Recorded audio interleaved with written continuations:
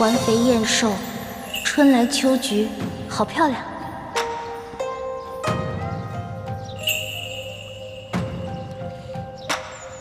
皇上，妾身祝您万寿无疆，福寿安康。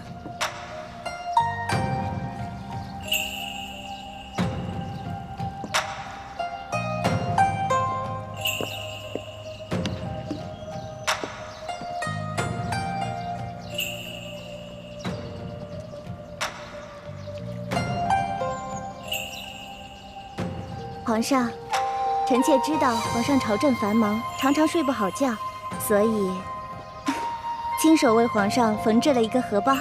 荷包里装着12味中药和香料，既能驱蚊虫，又能安神解乏。臣妾手笨，自然不能跟各位姐姐相比，不过是臣妾的一点心意罢了。这个荷包绣得真漂亮，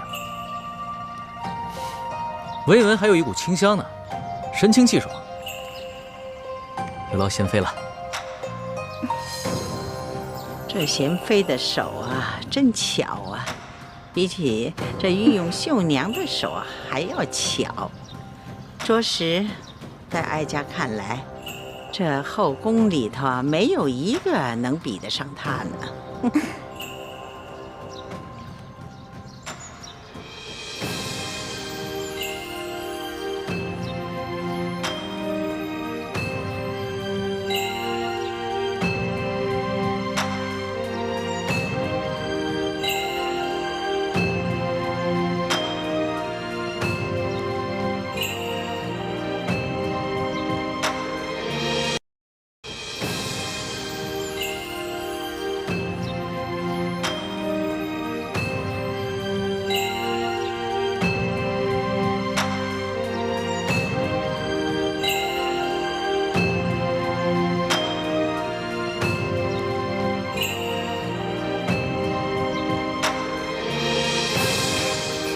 臣妾听说皇上从山西微服私访回来后，念念不忘当地的面食，所以啊，臣妾就派人打听了做法，亲手为皇上煮了这碗长寿面，还请皇上尝尝。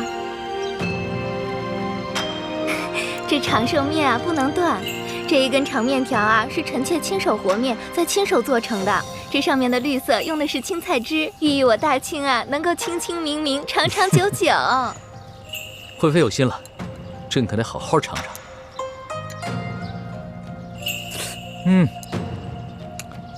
惠妃好手艺啊！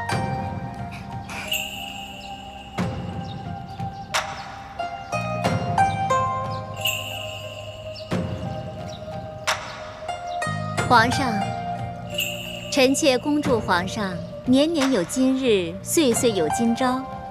恭祝皇上皇后龙凤呈祥，早生贵子，让太皇太后早日抱上嫡曾孙子。好，丽妃说的真好。皇祖母，皇后，一起为这祝福喝一杯吧。喝一杯。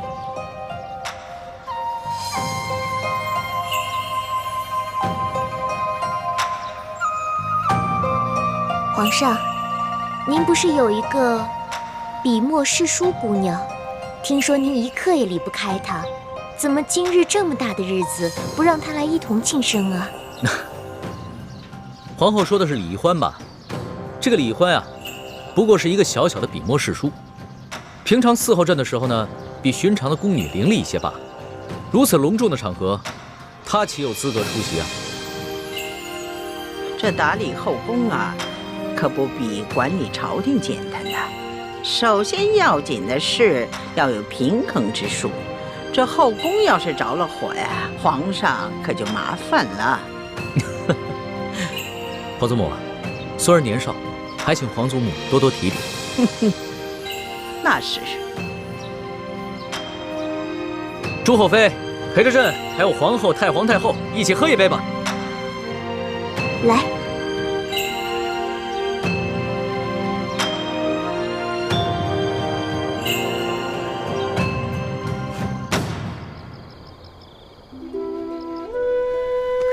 梨花，你能不能有点出息啊？你自己不都想清楚了吗？再也不会上那个骗子皇上的当了，你彻底死心了。那你还吃醋什么呀？你要记住，这个世界上只有你的猪哥哥是对你最好的。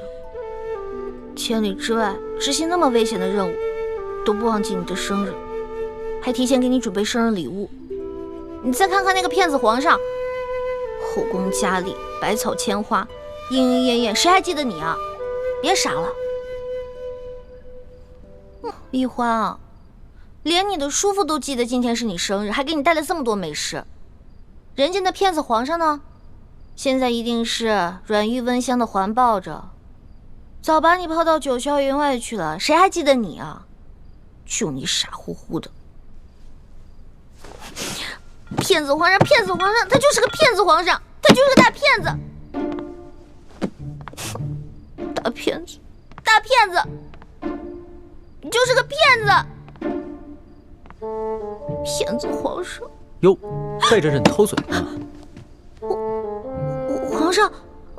皇上吉祥。行了，这里又没有外人，别装了。皇上，你怎么跟鬼似的，不出声直接进来了？你吓死我了！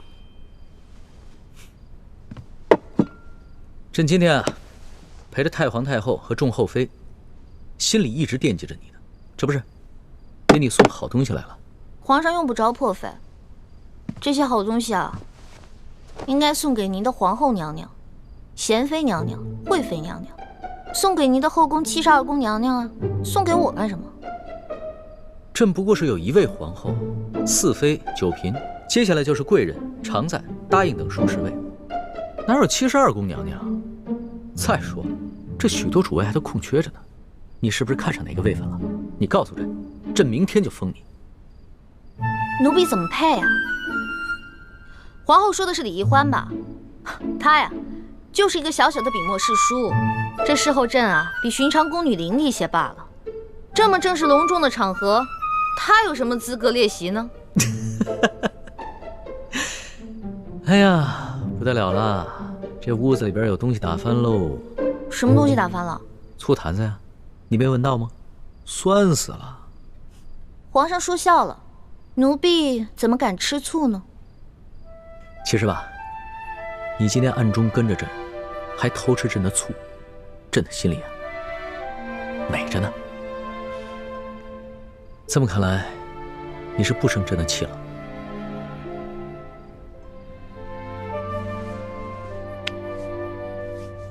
老大，别生小弟的气了。你还记得，朕当初化名龙三与你在摘星楼结拜，我们俩同月同日生，今天是朕的生辰，当然也是你的生辰。这个生辰要跟你一起过才有趣啊！你看。朕记得你曾经说过，你在家乡的时候，每次过生辰，你爹爹和哥哥都给你做这个荷花灯，让你放了祈福，对吧？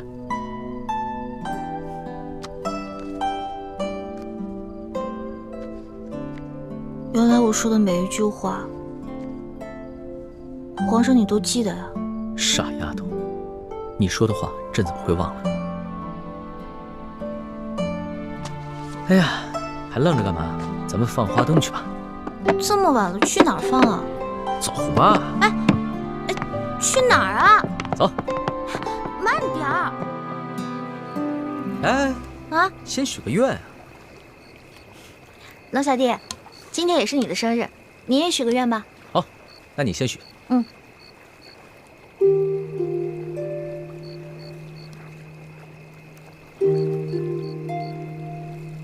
许的什么？我不告诉你，该你了。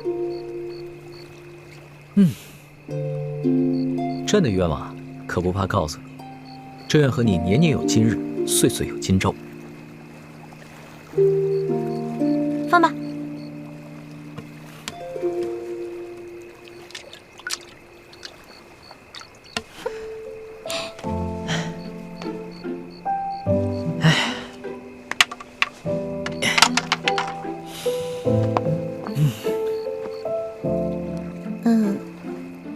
龙小弟，其实今天我也给你准备了个礼物，不过我手太慢了，只绣了一半，另外一半还没绣完呢。你不是一直在生朕的气吗？还给朕准备了礼物啊？本来是想好好给你准备的，结果今天看到你的后宫嫔妃都给你准备了那么多的珍奇异宝，尤其是那个贤妃，绣了那么好的荷包给你，我这个……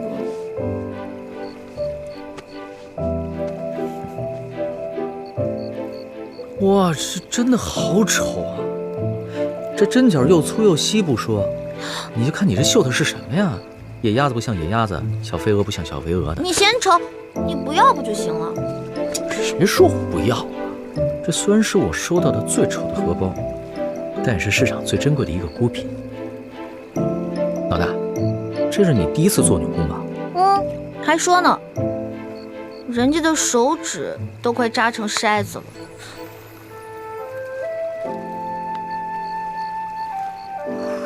有你这么埋汰人的吗？还什么小肥鹅野鸭子，这我明明绣的就是什么呀？这完全没有看出来。我绣的是京城第一酒楼的烤鸭，行了吧？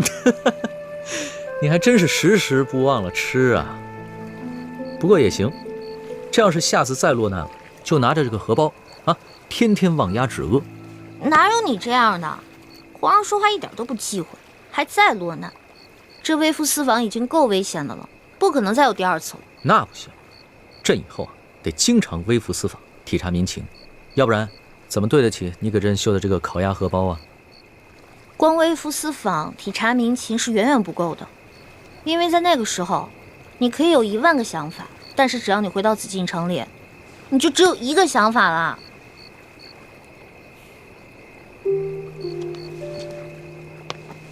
老大，朕知道这次的事情让你一定对朕很失望，但是朕也是迫不得已。朕若是把那些贪官污吏全都给杀了，朕这个皇帝不但地位不保，恐怕连小命都没了。那不是一个明君作为，而是一个匹夫在逞一时血缘。朝政之事啊，不能急，得从长计议。你要相信朕，给朕3年，3年之内，朕一定把那些榜上有名的贪官污吏全都收拾干净。你说的是真的？3年之后，要是没有做到的话，你再怎么生朕的气，朕都无话可说。终于笑了。好了，把这个荷包拿回去，等到你绣好了，一定要给朕，朕会好好收藏着。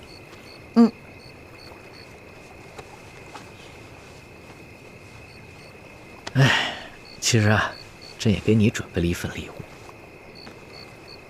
这什么呀？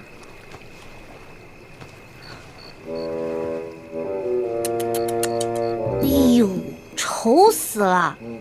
这眼睛，目露凶光，嘴唇这么薄，一看就是个薄情寡人。哟，难看死了！你还真是一点亏都不肯吃啊！朕刚刚埋汰你几句，立马就还回来了。我这怎么是埋汰你啊？是，虽然龙小弟你贵为天子，但是你也不见得是全天下最英俊的男子吧？而且你生气的时候，特别像门神，很可怕。还从来没有人敢这么说过朕。今天是你生辰，朕就饶了你。这针小象可是朕亲手给你画的。哦，以前后宫嫔妃还有皇后都想要朕的自画像，朕一个都没给。喜欢吗？老大，朕今天在后宫嫔妃面前对你表现的并不在意，其实是为了保护你。这些后宫的女人们，平常看起来姐妹相称、谦恭有礼，其实都是明争暗斗，各有所图。朕喜欢你，就是因为你心思单纯，和她们都不一样。朕不想因为朕的偏爱给你树敌招祸。当年，朕的皇祖父和父皇都是天生的情种，他们个个要美人，不要江山，陷大清于危难而不顾，所以皇祖母对此一直耿耿于怀。他最忌讳皇帝专宠，朕要顾及皇祖母的想法，就不能在众人面前表现出对你的偏爱，这也是对你的一种保护，你明白吗？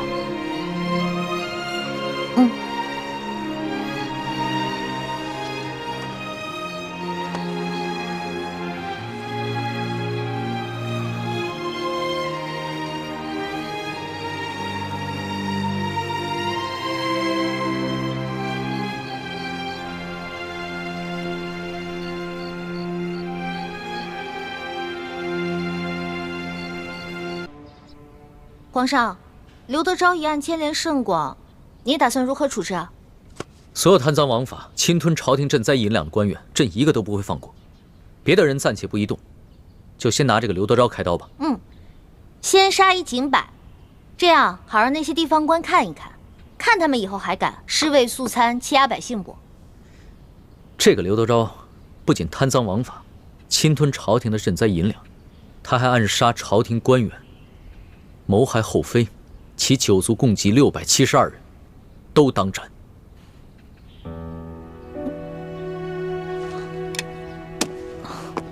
龙小弟，672人，这杀的未免太多了吧？按律是应当诛9族的，不过朕以仁治天下，就改为诛近亲3族吧。可是刘德昭是一个人犯法呀，为什么他犯法，他的父母、他的孩子要陪他一起去死呢？这个刘德昭啊，他不仅杀了丽妃的父亲，朕倚重的老臣舒建，他更想行刺于朕。朕不诛他9族，已经是格外开恩了。诛9族？龙小弟，你跟太皇太后不都是信佛之人吗？佛家第一戒就是戒杀生，你杀这么多人，是不是未免也太滥杀无辜了？叶欢，没有哪朝哪代的皇帝能够容忍弑君的罪行，这是大清的律例，朕也必须遵守。你要是于心不忍，不愿帮朕草诏，那就朕亲自来写吧。别了，我这个笔墨诗书怎么能尸位素餐呢？我这圣旨啊都拟了一大半了，还是我拟吧，我拟。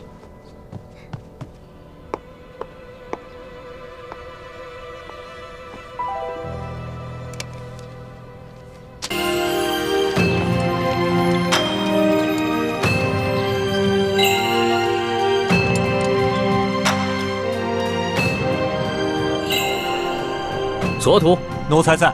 山西巡抚刘德昭一案办得怎么样了？回皇上的话，刘德昭贪赃枉法，罪行累累。他不但私自侵吞朝廷的赈灾粮款，还圈地占地，危害一方。刺杀山西总兵舒建，甚至行刺皇上，实乃罪大恶极，罪证确凿。刑部已经把他和同伙33人押往菜市口问斩了。那他的族人呢？刘氏一族，褫夺功名，贬为庶民，流3000里。这怎么处置的如此之轻啊？是，皇上，这刘德昭犯的可是滔天大罪，本应诛9族的呀。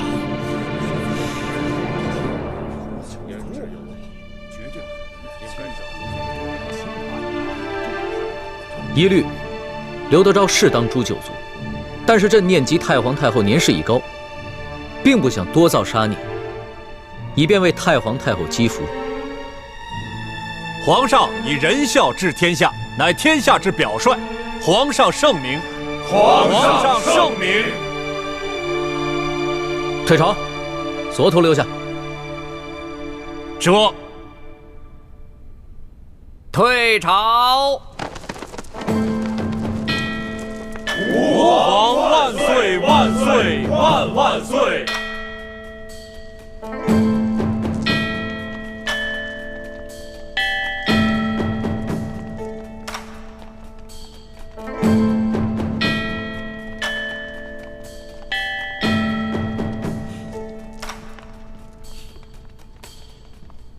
左图，奴才在。这回刑部量刑为何如此之轻？回皇上的话，这刘德昭罪大恶极，就算是诛他9族都不为过。可是皇上旨意说，其余族人从轻，切不可累及无辜，所以刑部以为圣意如此，所以就将其轻判，只是将他们刘氏一族褫夺功名，贬为庶民，流放3000里。朕下的旨。是啊，皇上，难道您忘了那天在御书房，您拟的旨，然后侍书姑娘亲手交到奴才手里的？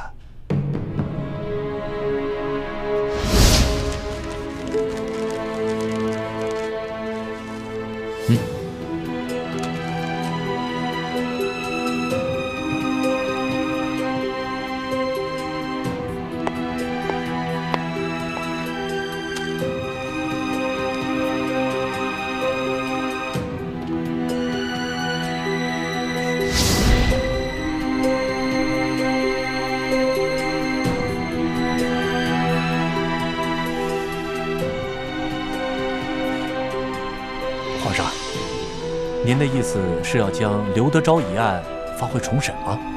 不必了，刘德昭和他的同党都已经砍头了，这事儿就这么盖棺定论了。你先跪安吧。这。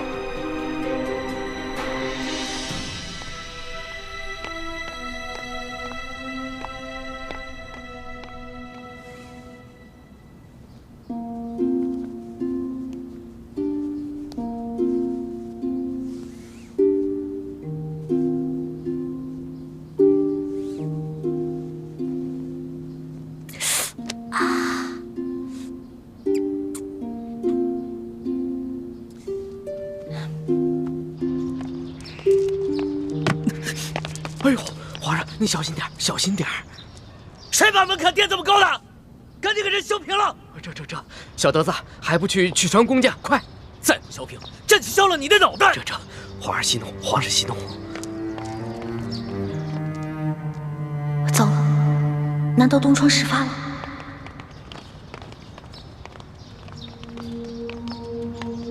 你在外面等着，别让任何人靠近。这。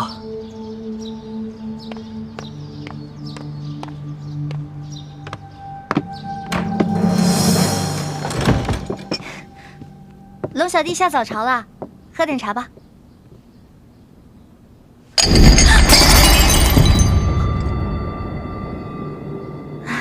一大早发这么大火啊！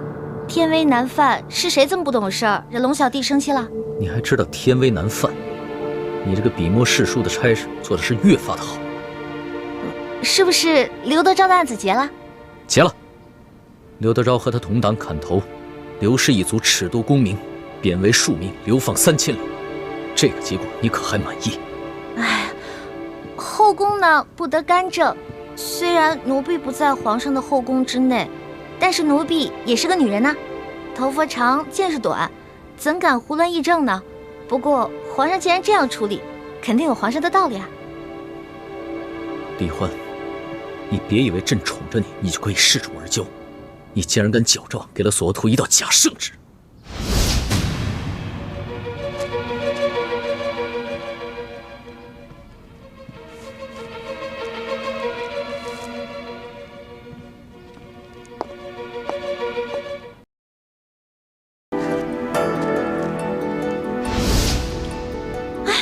我就知道奴婢这点江湖小把戏，肯定瞒不了英明的皇上了。是不是索额图跟刑部的人发现那道圣旨是假的，要杀刘德昭全族啊？要是发现了，你还能在这儿？早就进天牢了。那也就是说，刘氏一族老少全都安然无恙了？李欢，你是真傻还是假聪明啊？你知不知道，矫诏也是欺君大罪，是要诛九族的。这件事情要是让文武百官、太皇太后、后宫的嫔妃，甚至任何一个宫里的人知道，你就算有100颗脑袋也不够砍的。奴婢矫诏的确不对，可是皇上滥杀无辜、大开杀戒，难道就是对的吗？到了这个时候，你还不知悔改，反过来指责朕滥杀无辜，你是不是以为朕真的不敢诛你九族？奴婢根本没错，错的是皇上。反正奴婢的族人早已流散四方，根本找不到我。奴婢一人做事一人当，如果皇上真的气不过的话，那就砍了奴婢的脑袋吧。奴婢绝不皱一下眉头，用奴婢的1颗人头换600多颗人头，值了。好，真英雄啊！那朕今天就拿你这颗脑袋去换刘氏600多颗人头。来人，传索额图。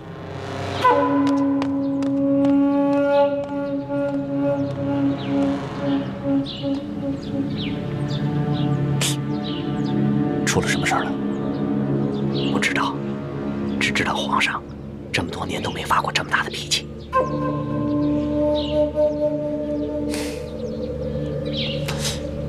是不是因为世淑姑娘？除了她，谁还有这么大的胆子？是索额图到了吗？还不快给朕滚进来！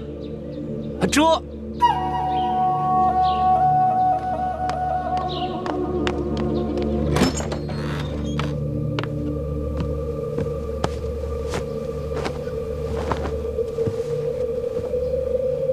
皇上吉祥。索额图，把李欢推出午门斩了。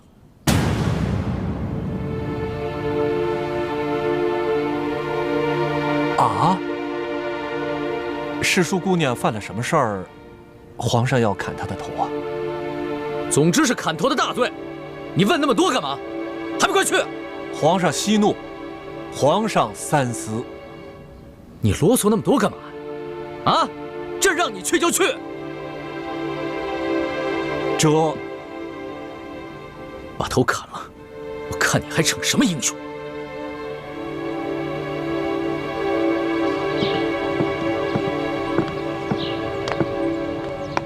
走吧，世淑姑娘。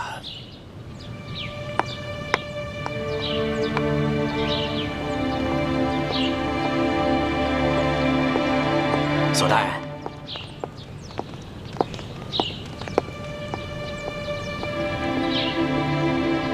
皇上真的要出斩世淑姑娘？皇上是这么吩咐的。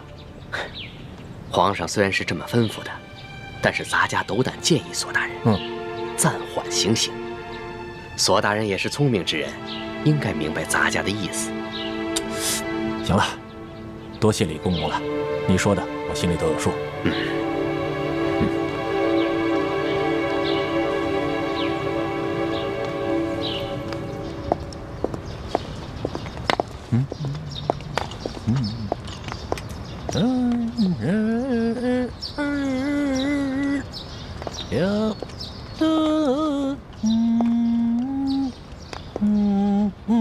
索大人，索大人，你为什么不问皇上为什么大发雷霆，要砍我头啊？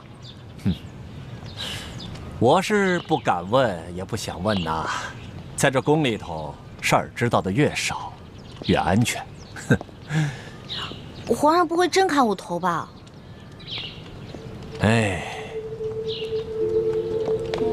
姑娘啊，这次山西之行，我心里看得很清楚。皇上心里对姑娘那是非常看重，姑娘啊，可不比其他人呐。如果今天我真的犯糊涂砍了你的头，那接下来皇上就该来砍我的脑袋了。那姑娘放心，咱们呢就这样慢慢的溜达，说不定我们还没有溜达到午门，皇上就派人下旨要来赦免你了。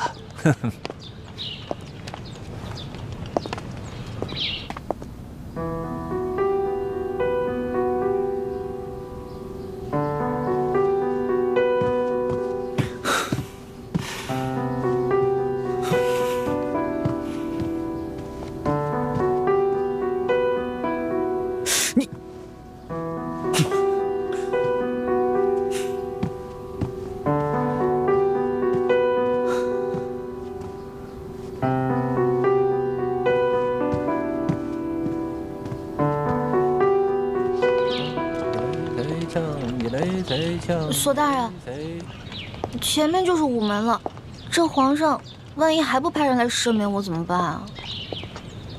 那我可就只能执行圣旨了。您的意思是，您真的要砍我头了？万一您真砍了我，皇上又后悔了呢？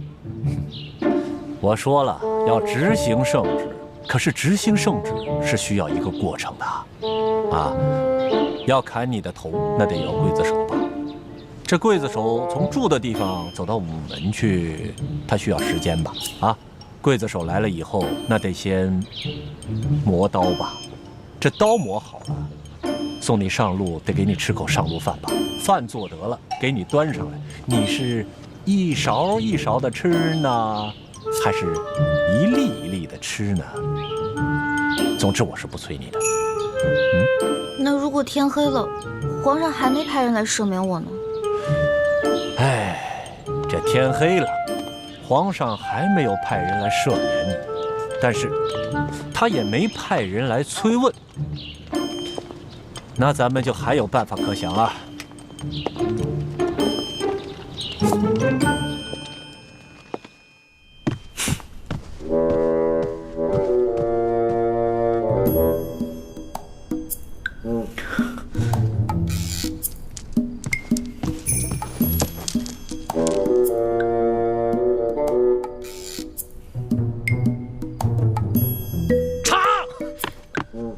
奴才这就去。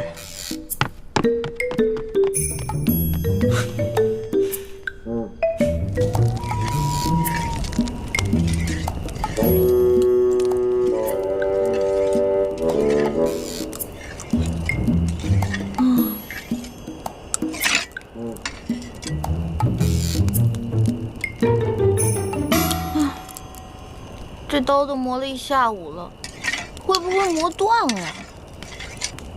没关系啊，这把刀磨坏，咱们换一把刀，接着磨呀。来，快吃吃。嘿嘿嘿，多吃点。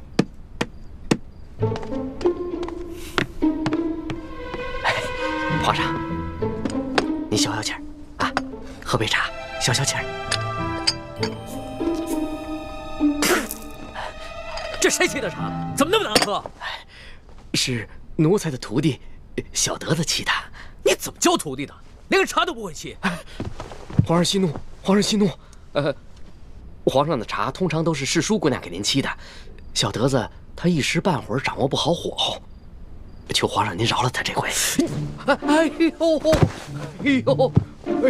皇上，皇上，德福，你还知道啊？你还知道朕离不开那个小丫头？那刚才朕要砍她脑袋的时候，你怎么不替她求个情啊？啊！朕在这急得团团转啊！你个老东西，一声都不吭你！哎，你在宫里待了一辈子了，这点眼力劲都没有啊？不，皇上，我这不是想让您冷静冷静再说吗？那奴才现在求情来得及吗？哎呦，索大人不会现在把宜欢姑娘的头都砍下来了吧？索图要是连这点眼力劲都没有，那朕真是白疼他了。啊，难怪皇上让索大人来执行圣旨呢。你这个老东西，挺机灵。哎，皇上息怒，皇上息怒。现在知道怎么说了吗？哎，知道。还不快去！哎，奴才马上就去，马上就去。皇上息怒啊，皇上息怒。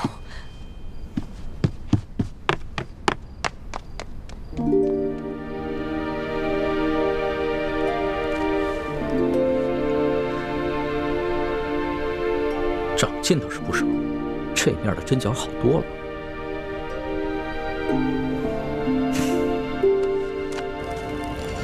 索大人，你说皇上不会真想杀我吧？这样跟你说吧，这俗话说得好，天威难测。哎，没事啊，赶紧吃吧啊！我就知道，不能相信皇上的话。之前还信誓旦旦的说永远不会砍我头呢，没有想到言犹在耳，现在就要砍我头了。呸！哎，索大人，喏，说着人来了。索大人，哎，李公公啊，皇上有旨，把李易欢带回永乐斋。哦，这样啊，好，那奴才遵旨。李公公，皇上不生我气了？那还用说，本来皇上是龙颜大怒，是我拼了性命不要，在皇上面前苦苦求情啊，皇上才让我把你送回去。姑娘，你再回去以后，可不能再忤逆龙鳞了。姑娘是聪明人，应该知道怎么做。谢谢李公公。哎，那行了，那咱们就走着。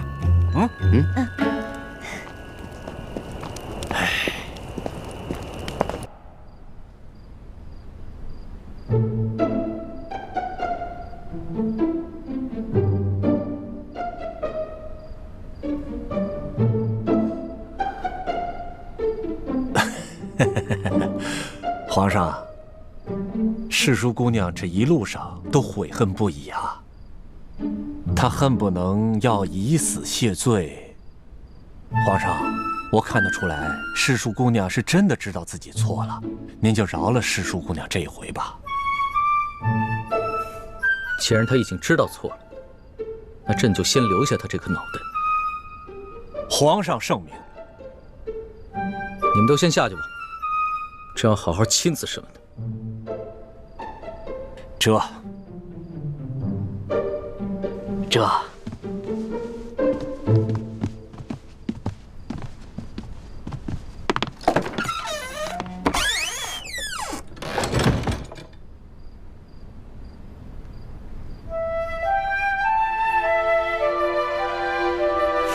起来吧。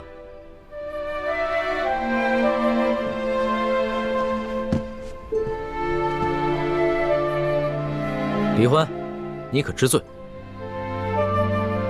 奴婢知罪，奴婢擅自矫诏，犯下了滔天大罪，可是那日在御花园，皇上以龙三的身份，跟奴婢一结金兰，还对着月亮发过誓。皇上跟奴婢相差1岁，同月同日不同年生，但愿将来要同年同月同日死。如果今天皇上砍了奴婢的脑袋，难道皇上要陪着奴婢一起去吗？你还敢提那档子事儿？你就是因为这个才无法无天的吧？可是你别忘了，那日在刑场，你可说过要跟朕断绝结拜情谊的。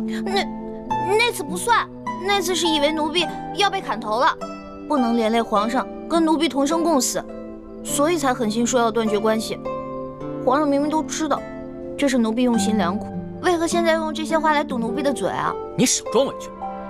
刚才一副豪气冲天，要偷一颗要命一条的样子，现在在这儿装什么怂包呢？奴婢没装怂包，奴婢是真的委屈。皇上金口玉言发下结拜的誓言，难道奴婢说断绝兄弟之情就真的能断绝吗？朕明白了，你就是算准了朕不舍得砍你这颗脑袋，所以就如此胆大妄为是吧？奴婢无依无靠、无权无势的，唯一能赌的，也就是皇上的舍不得。难道奴婢错了吗？皇上真的能舍得吗？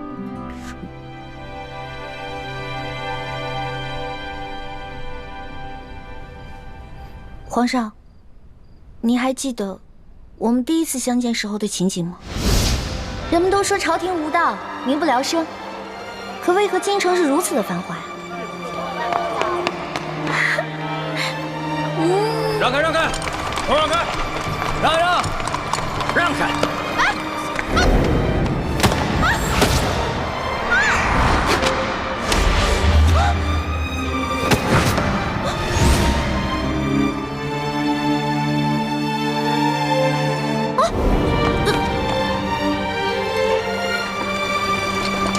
他们犯了什么罪啊？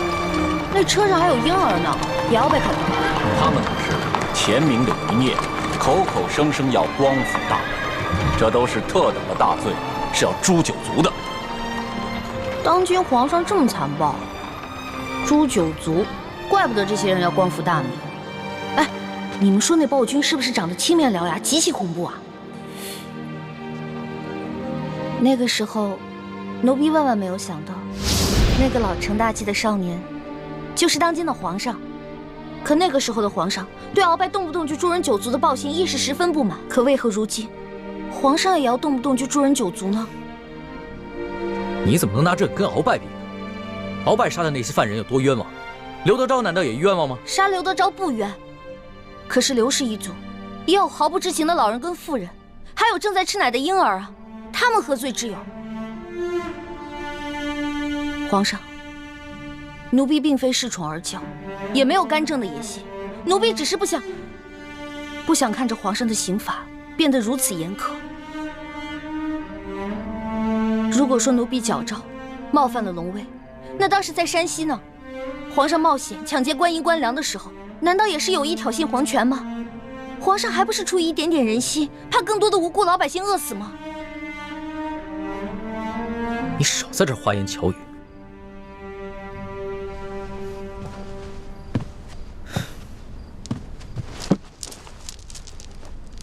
朕今日虽然不杀你，但是必须要罚你，要不然指不定日后你还会闯下什么了不得的大祸。来人啊！奴才在。李欢死罪可免，活罪难逃，把他拖下去，重打40大板。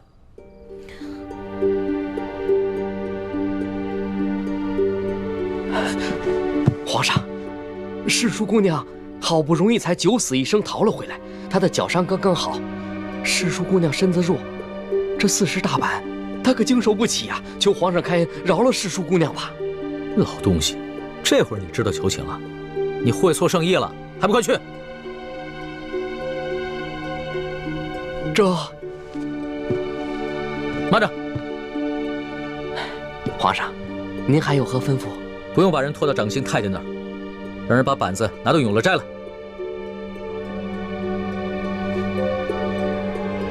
这……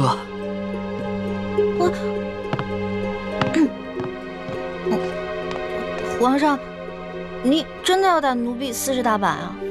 要不然呢？那日奴婢不知天高地厚的打了皇上一巴掌，太皇太后要罚奴婢手板，当时还是皇上跟奴婢一起作弊，逃过了惩罚。难道今天皇上真的要惩罚奴婢吗？朕上一次就不应该帮你，你若是受过一次罚，只怕就会懂得收敛，也不会犯下今日这等大罪。好，只要能让皇上出气，奴婢愿意受罚。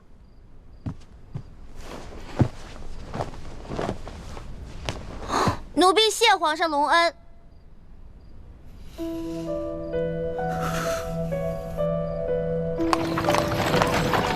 撤！撤！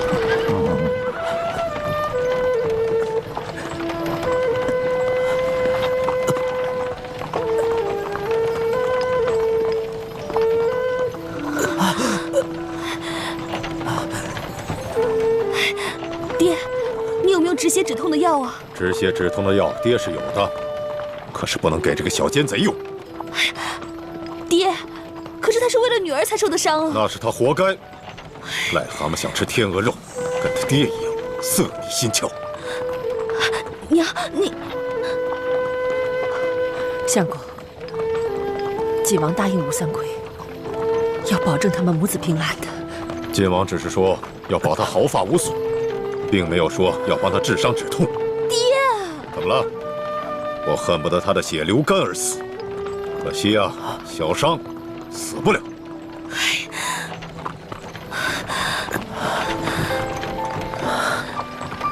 青阳，我没事儿，我也不疼，你别担心。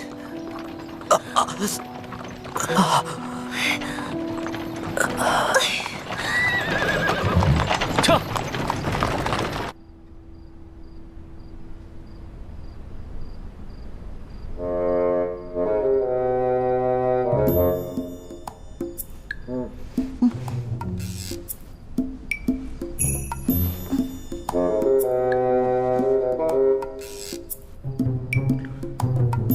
皇上，要打您赶紧打吧，我这跪的腿也疼了，腰也酸了，连脖子都僵了。这老东西拿个板菜拿这么久。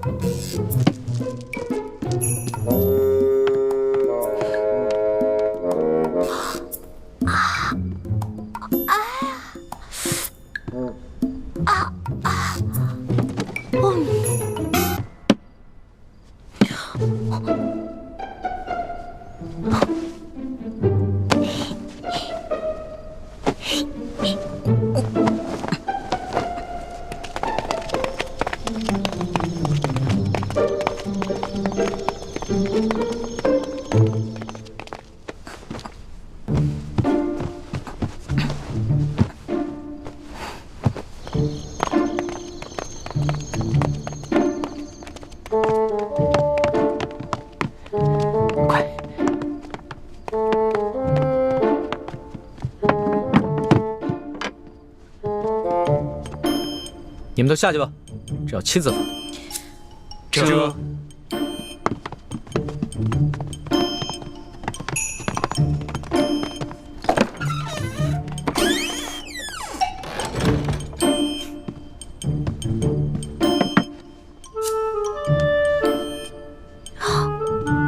皇上，您真的要打奴婢啊？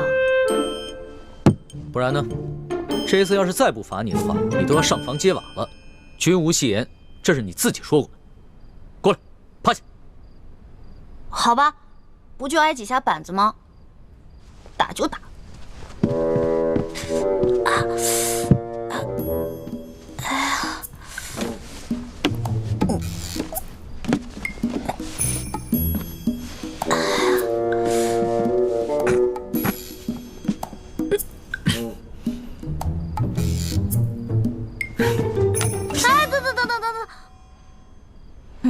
皇上，要不然咱俩商量一下呗？您高高举起，轻轻放下，假打行吗？你刚才那个死猪不怕开水烫的英雄气概哪儿去了？不如啊，你给朕认个错，跟朕重新续个大小，让朕做老大，你做小弟，那朕就饶了你。不行，我从小都是老小，好不容易捞个老大当，士可杀不可辱。打吧。行，那你就好好忍着，别鬼哭狼嚎的啊！绝对不出一声。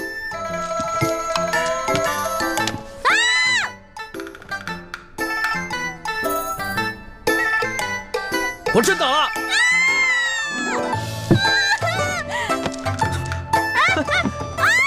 我说呢，平日里你蹭破点皮就哼哼唧唧的，今天像换了个人似的。原来有这个东西！还给我！什么东西？大清哪条律法规定了，奴才被打的时候，屁股里就不能垫垫子？还给我！你趴下，板子还没打呢。皇上，你难道真的要打奴婢40大板吗？皇上，您看你这板子这么大，你要是真在我屁股上打，那我屁股不得开花了？能不能打个折呀？半折、对折，20下。不行，40大板一下都少不了。那要不然就4折15下。你的算术先生是被你活活气死的吧？4折16。皇上英明，16下，那我们就决定了，就打我16下。谢谢皇上。到了这个时候，你还想给朕下套啊？我告诉你，40大板一下都少不了。哎，等一下，又怎么了？您看是这样的，如果硬打我40大板都打在屁股上，我是个女孩啊，半个月都起不来，走路一瘸一拐的，多难看。要不然换个地方打。也是，真把你屁股打坏了，你这半个月下不了床，朕这儿也没人伺候。行，你先起来吧。谢皇上开恩。这个屁股打不了，手总打得了吧？把手伸出来。皇上，你干嘛呀？又要打我呀？行了，别废话，把手伸出来。我不。右手要做事，左手，快！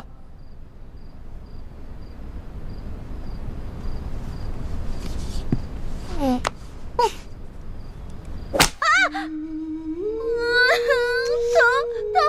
死我了！你可是真英雄啊，这声音都传到紫禁城外面去了。奴婢是假英雄，真怂包。如果皇上行的话，你试试，你不叫我就服你。这个时候你还敢跟朕顶嘴？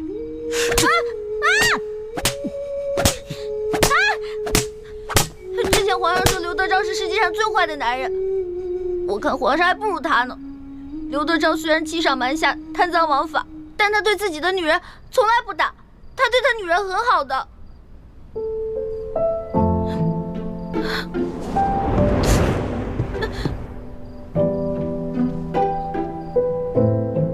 你又不是朕的女人，为什么这样护着你？还是说，你愿意做朕的女人？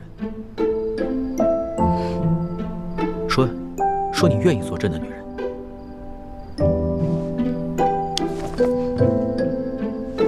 皇上还是继续打吧，奴婢绝对不出一声。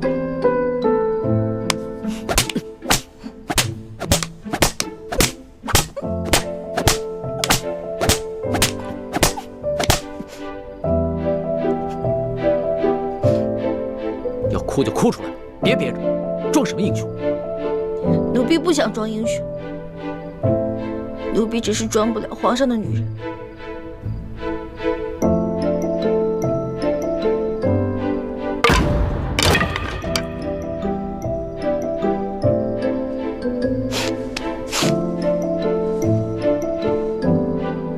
皇上，您这是不打了呀，还是改日再打呀？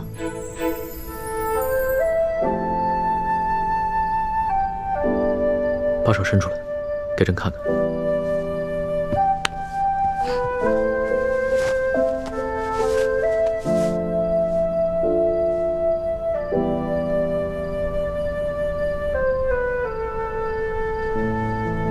怎么这么娇气？才打了几下就变成这个样子？或者你试试，也疼。老大，不是朕想打你。朕如果这次不罚你的话，朕怕你将来越来越无法无天，真要做出什么事情，连朕都保不了你的时候，那朕就真的后悔都来不及了。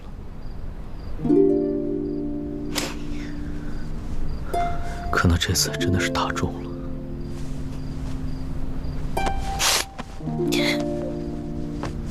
都疼死了。好了，老大，别哭了，你哭起来的样子真是丑极了。还丑呢，我现在连脸都没有了。你把我手打成这么肿，我以后怎么见人啊？你赔我，你赔我！好了好了，打几下手也哭。这个世上，只有你一个人会把朕的龙袍当抹布。行了，别哭了，你还真赖上朕了。打了人就想跑啊？去给你拿药啊。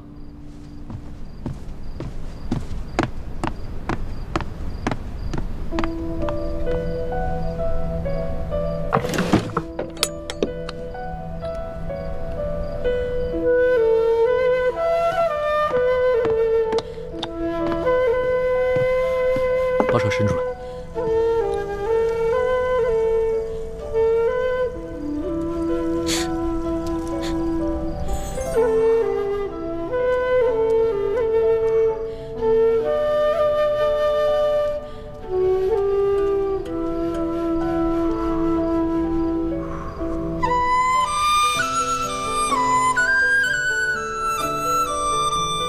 还疼吗，老大？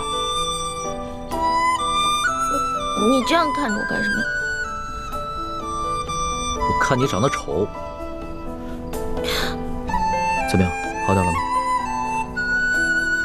好疼。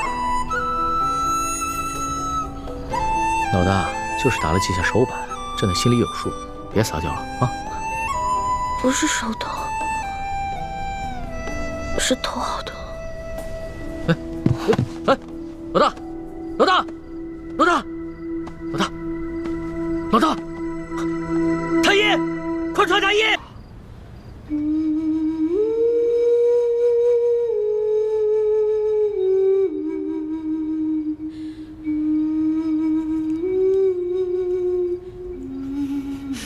一欢怎么还醒不过来啊？世淑姑娘，这头疼的毛病，是从娘胎里带出来的顽疾，微臣无能啊！一群没用的东西！朕就问你，他这个病严不严重？朕要听实话。此病十分罕见，只有古医书上有记载。若是一欢姑娘能醒过来，便能逢凶化吉。听你这个意思，他还有醒不过来的可能。过了今晚，如果明天一欢姑娘还没醒，恐怕就怎么样？就再也醒不过来了。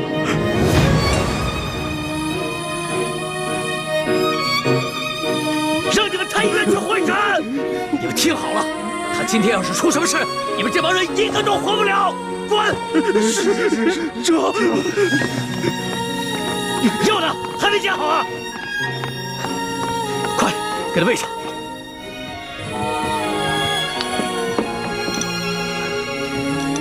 快，欢儿，这以后再也不冲你发脾气了啊！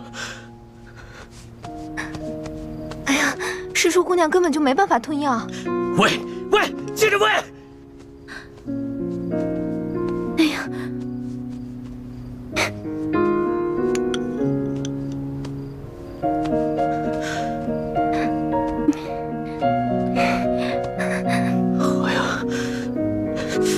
行了，走，不要给我。是。欢儿，来，喝点药好不好？来，欢儿，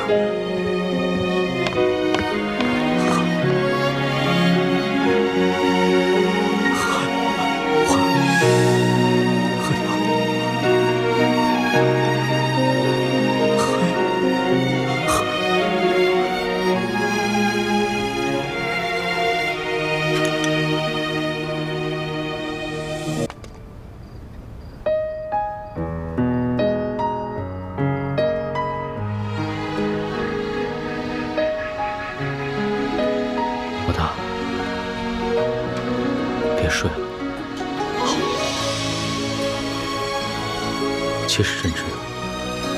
你不信我，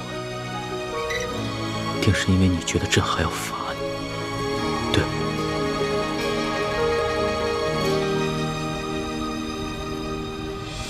说实话，刚知道你矫诏的时候，朕的心里真的非常生气。朕气的不是因为你放过了刘德昭的家人，是因为之前鳌拜他也总是矫诏，他一直把朕当成一个傀儡皇帝，所以自从朕亲政以后，绝对不再允许任何人挑战朕的皇权。刚知道你矫诏的时候，朕的心里边满是怒火，但是现在只剩下担心，甚至是害怕。你知道吗？朕自8岁登基了，经历过无数的危险，哪怕在擒拿鳌拜的时候都没有真正的害怕过。但是这一次，朕真的怕了。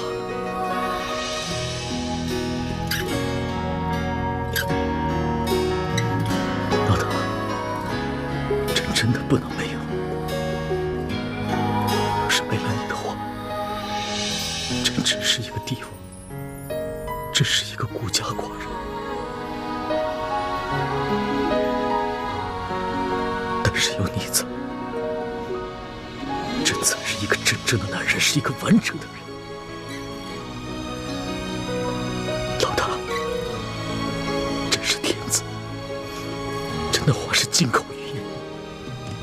朕现在就赦了你过往所有的罪，只要你醒，只要你醒。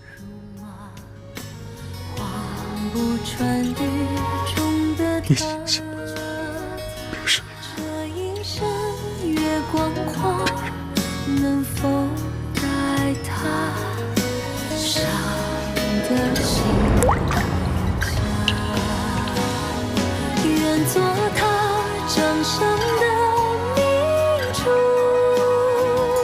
献上我纯真的祝福。回忆中的路开满花簇，绽放奴婢有一个头疼的隐疾，这病起来吧，简直要人命。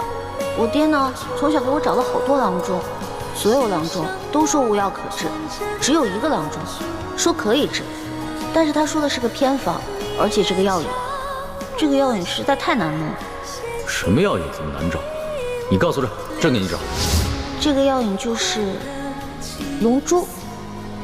龙珠？什么是龙珠？就是皇上的眼泪啊，就是您的眼泪。献上我纯真的祝福，回忆中的路开满花簇，绽放般诗的光速，绽放般诗的光速。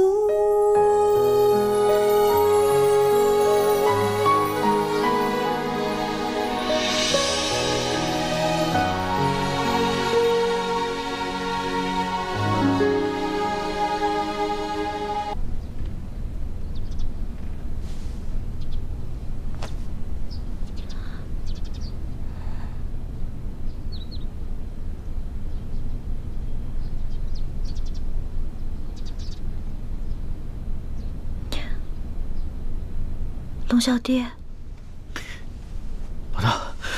老大，你终于醒了，这不是在做梦吗？扶我起来。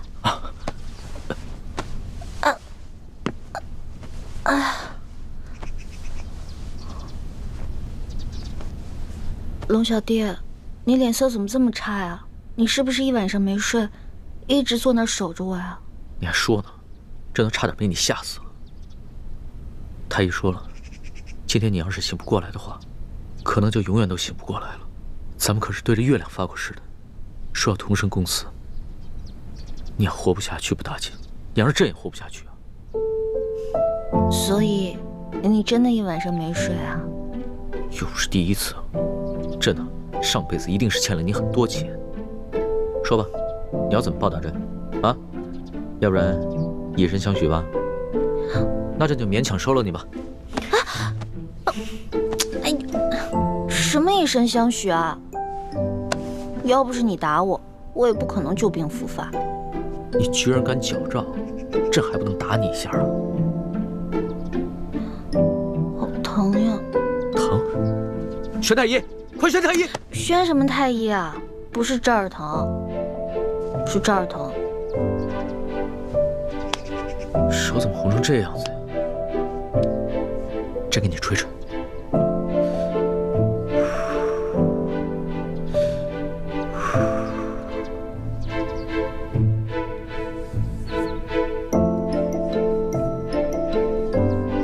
早知道你是这么个纸老虎啊，这么不经打，朕就换个法子来惩罚你。其实小的时候，我偷懒不肯学习，师傅跟爹就是这样罚我的。但我基本上都是1哭2闹3上吊，就躲过去了。也就是说，朕这一次也是差点上了你的当。哼，怪不得你的技艺杂而不精，跟你哥哥比起来差远了。在家有猪哥哥，在外有龙小弟，我干嘛还要学啊？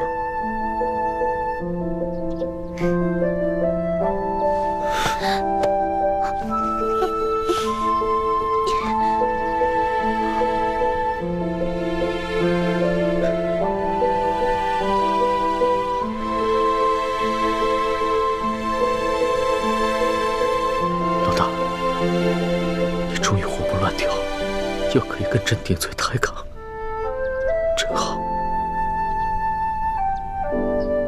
猪哥哥，对不起，我是下了决心不要再理龙小弟的。可是我身不由己啊。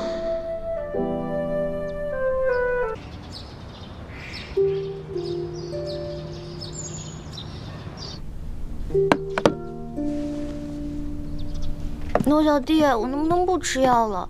你看我好了，真的好了。不行，这是圣旨。可是我哥说这种药根本没用嘛，我的病喝这种药根本解决不了问题。谁说没用的啊？昨儿夜里要不是朕口对着口帮你渡药，只怕你今儿就醒不过来了。口对着口。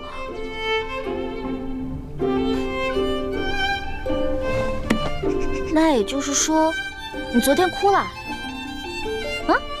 你不是很难动情的吗？你最近怎么这么容易哭了？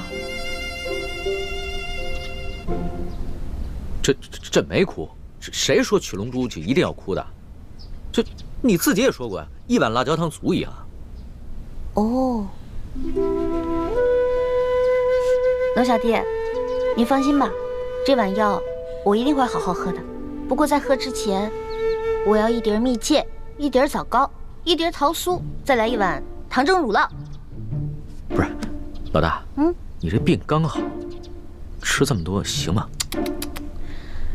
你可以怀疑我的任何一项技能，唯独不能怀疑我的吃过。也是啊，朕的这些后宫女人里边，别人都是吃了几口就饱，你呀是吃饱了还能再吃几口。这样，去传1碟桃酥，1碟枣糕，1碟蜜饯，还有1碗糖蒸乳酪。这，多吃点。谢谢龙小弟。你要实在吃不下，要不然我再一口一口的喂你啊。听不到，听不到，听不到，听不到。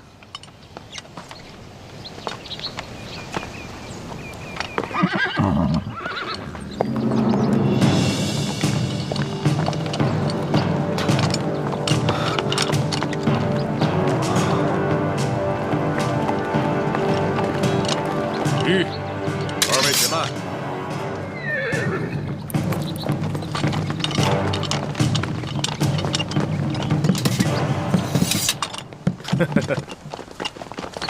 2位，你们已经在这破庙里困了1夜了吧？想必早已饥肠辘辘。我们王爷说了，让我专门给你们做了几样好酒好菜。当然，也希望你们能够善待侧王妃和二公子。哼，去，去。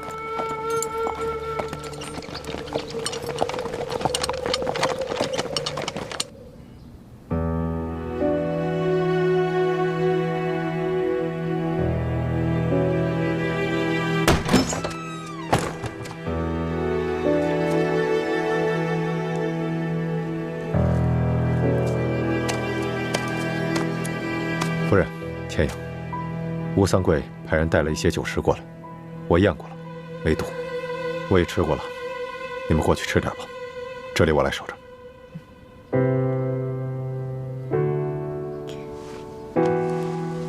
走吧，倩影。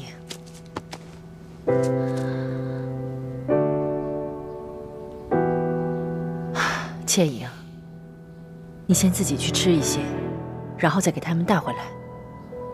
虽然我跟他们是不共戴天的仇人，不过我们也没有必要虐待他们母子。走吧。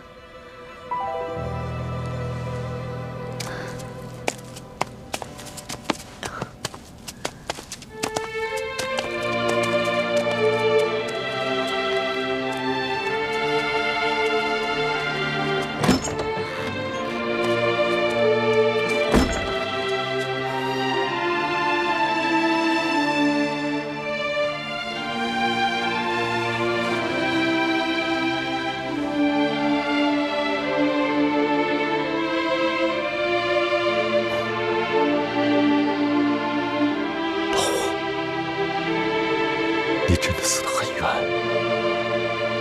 那剑偷了我的带乳木鸡伞，先把你毒倒，要不然依你的无辜，就不可能把你一刀毙命。你放心，我一定会为你报仇，查出谁是内奸。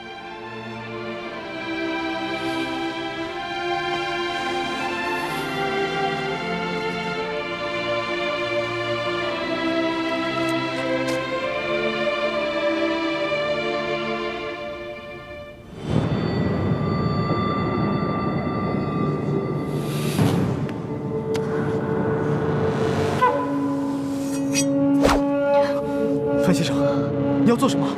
你这个小狗贼，用冰肌血肤膏把我的女儿骗得如此死心塌地。今天不把你杀了，我女儿这辈子一定会毁在你的手上。但是你若杀了我儿子，仅凭我一人就很难威胁到王爷。那有何难？虽然唐一手已经死了，可他易容变生的绝技，太子他们都已经得到真传了。我只需要把默生易容成你的儿子，就能骗过吴三桂。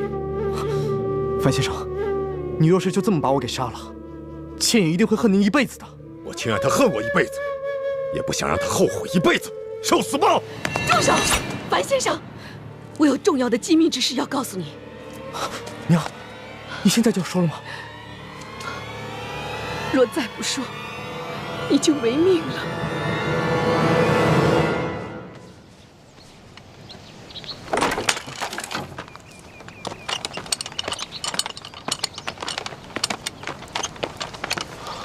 四师傅，叶师弟，多谢太子，谢谢你们辛苦了。1个时辰以后，我过来换班。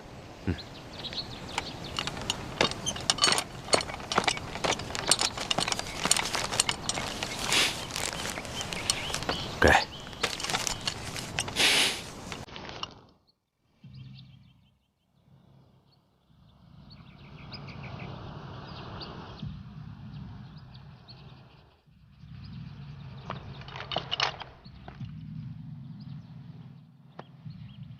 义父，三师傅，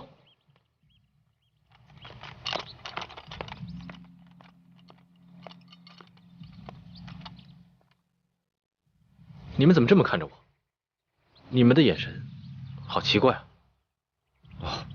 没有，我们只是在商量该如何脱身。太子，你先进去大殿用点膳食，我跟你三师傅去守着秦氏母子。好。秦氏母子。三师傅，三师傅，你先进去大殿用点膳食，我跟你三师傅去守着秦氏母子。好。 去守着秦氏母子。 嗯。 去守着秦氏母子。 好。 嗯。 好。 嗯。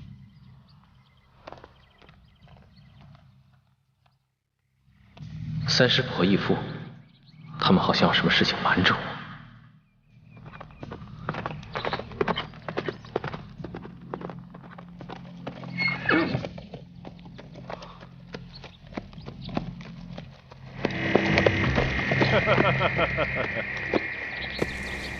你来做什么？我们平西王给你们晋王写了一封信。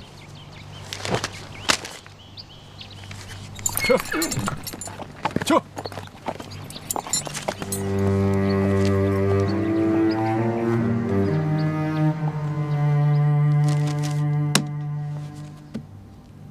吴三桂说了什么？吴三桂说他有要事与我相商，诚心要我过去赴宴。靖王，你不能去，要谈在我们这里谈，你不能去他军营。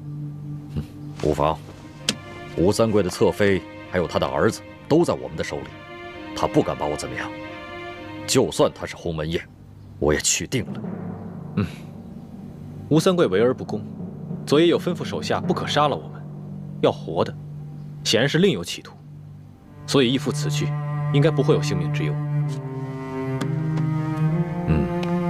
太子，你果然机敏过人，乃我李定国之信。他若日后太子也能够胸怀若海，不计较个人得失，那就更是我大明之幸了。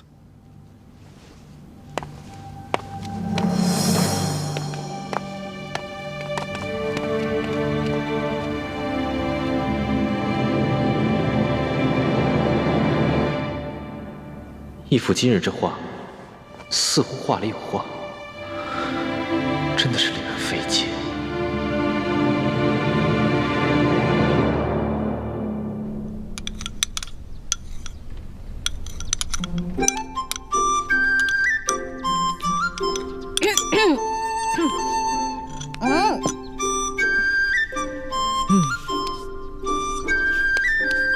你呀，真是要把朕给吃穷了。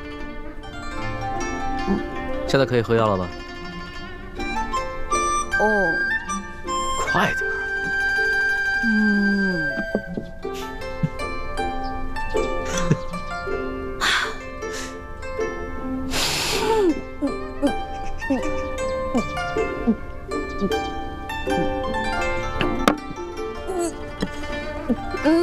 哎呀，你怎么吃个药都这么麻烦呀？